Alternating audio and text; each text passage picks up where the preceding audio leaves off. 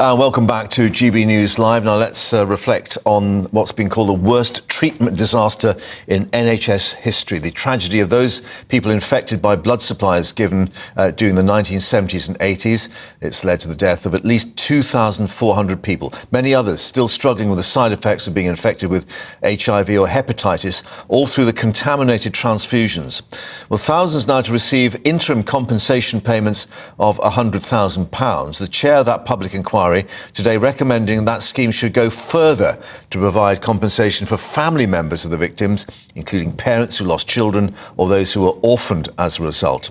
Well, joining us now is Richard Warwick, who's one of those who's been directly affected. And Richard, thank you very much for joining us on GB News. Just remind us of what's happened to you as a result of this.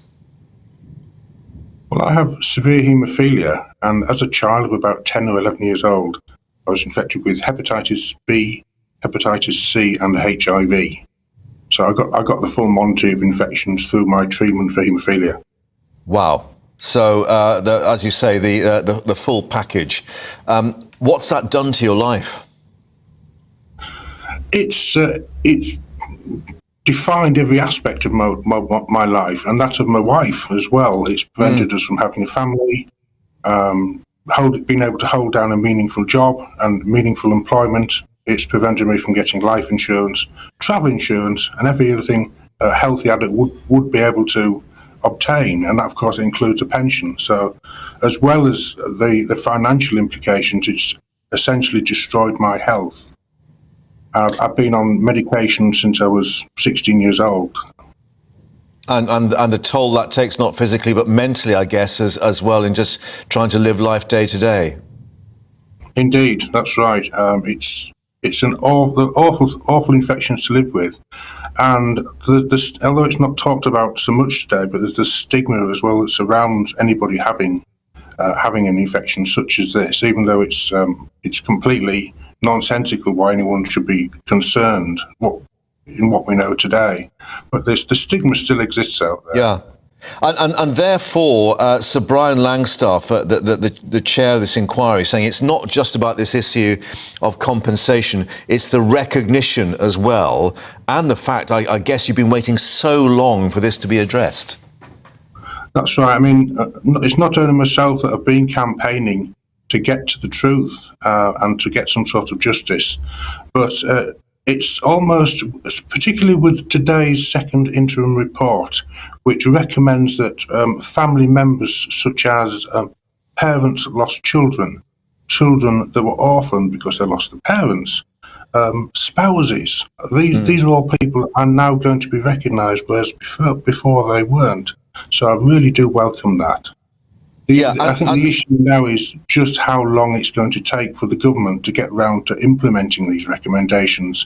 And sadly, time isn't on our side.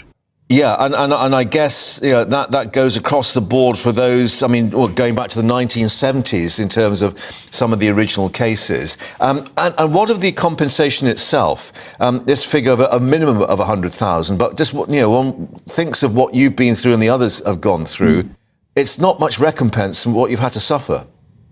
No, it isn't. I mean, a good living wage today, I assume, is about £30,000 a year before tax. £30,000 or £40,000 a year.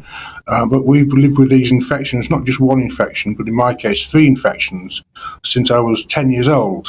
And you've got to take into account loss of earnings, loss of family life.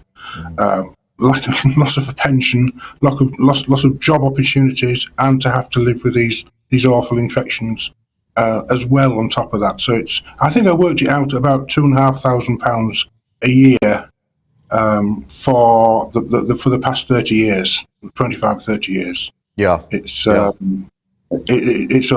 It really is. And what of the view then that it's taken so long to get here, and that you've been, as some of the phrases, brushed under the carpet, ignored by successive governments, of course, not just of any political persuasion, but the state, effectively?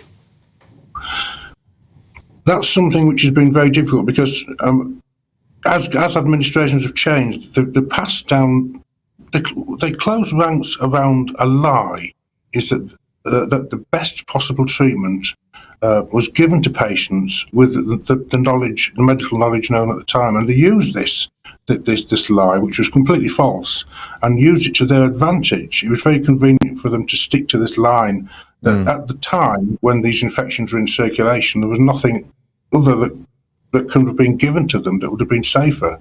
So as a result, we lost thousands of haemophiliacs died. Well, 1,250 died, contracted HIV. I think there's only 300 of those left. But we've lost, a couple of thousands with hepatitis C. You wiped out a whole generation of haemophiliacs. So the government continued to import this commercial product to treat haemophilia from the USA, whereas we should have been self-sufficient in our own country to produce it. Yeah. Richard, we'll have to leave it there, but thank you very much indeed for bringing your story. And of course, we'll see what emerges now from this second stage, and we'll come back and speak to you again and perhaps hold, as you say, people to account and make sure, obviously, that these things are addressed properly. But thank you very much for your time here on GB News. We do appreciate it.